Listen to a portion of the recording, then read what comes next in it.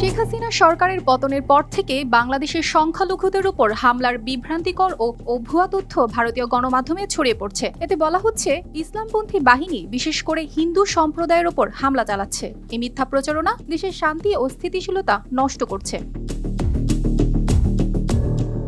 ৫ August Sheikh Hasina দেশ ত্যাগের পর ভারতের কিছু গণমাধ্যমে খবর প্রকাশিত হয়, যেখানে পাকিস্তানের গোয়েন্দা সংস্থা আইএসআই এর বাংলাদেশে বিক্ষোভে উস্কানি দেওয়ার অভিযোগ করা হয়। এসব প্রতিবেদনে দাবি করা হয় বাংলাদেশকে ইসলামিক রাষ্ট্রে পরিণত করার ষড়যন্ত্র চলছে এবং এই পরিস্থিতিতে বাংলাদেশ থেকে হিন্দুদের তাড়িয়ে দেওয়া হবে।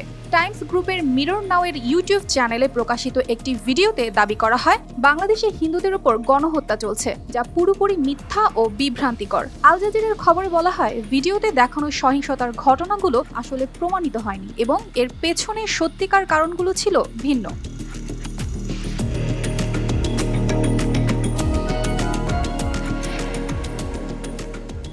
ভিডিওতে যে 4টি বাড়িতে আগুন দেওয়ার কথা বলা হয়েছে তার 2টির মালিকই মুসলিম এবং আগুন দেওয়ার ঘটনাটি বঙ্গবন্ধু শেখ মুজিবুর রহমানের বাড়ির সাথে সম্পর্কিত।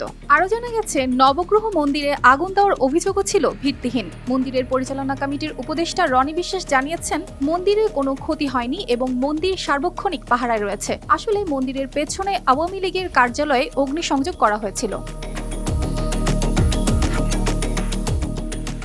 নোয়াখালীর সেনবাগে এক নারীকে অপহরণের ঘটনাকে সাম্প্রদায়িক হামলা বলে চালানোর চেষ্টা করা হলেও পরবর্তীতে জানা যায় এটি ছিল পারিবারিক বিরোধের ফল। এ ধরনের বিভ্রান্তিকর প্রচারণা জনমনে আতঙ্ক সৃষ্টি করছে এবং পরিস্থিতি আরও জটিল করছে। বিবিসি ও ডয়চে ভেলের ভেরিফাই বিভাগের তদন্ত দেখা গেছে শেখ হাসিনা সরকারের পতনের পর কিছু সহিংসতা ঘটলেও তা সব ক্ষেত্রে ধর্মীয় কারণে হয়নি, বরং সরকার ঘনিষ্ঠদের উপর হামলা করা হয়েছে, যা ধর্মীয় হামলা হিসেবে প্রচার করা হচ্ছে। পাশাপাশি বেশ কিছু হামলার গুজবও ছড়ানো হয়েছে, যা জনগণকে বিভ্রান্ত করছে। ভারত সরকারের পক্ষ থেকে সংখ্যালঘুদের সুরক্ষায় একটি বিশেষ কমিটি গঠন করা হয়েছে, যা বাংলাদেশের সাথে যোগাযোগ রেখে সংখ্যালঘুদের নিরাপত্তা নিশ্চিত করার চেষ্টা চলছে।